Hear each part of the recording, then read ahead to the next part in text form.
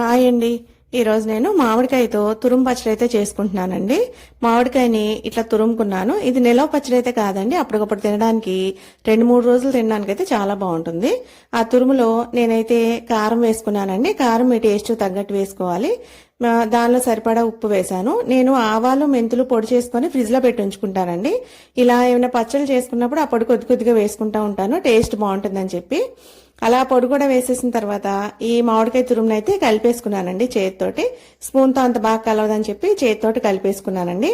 తర్వాత దాన్ని తాలింపు వేసుకున్నానండి. అసలు ఈ పచ్చడి టేస్ట్ ఉందండి, అసలు పుల్ల పుల్లగా ఎంత బాగుందోనండి.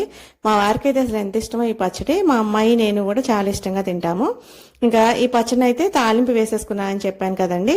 ఇది 4 రోజులు ఉన్నా సరే ఫ్రిడ్జ్ లో ఇంకా కూరలు ఏమీ తినబుద్ధి కాలేదండి. ఇంకా ఈ పచ్చడితోనే అంతా తినేసాము. ముద్దపప్పులో ఈ పచ్చడి కలుపుకుంటే పెరుగన్నంలో నంచుకున్నా సరే అసలు ఎంత బాగుంటుందోనండి.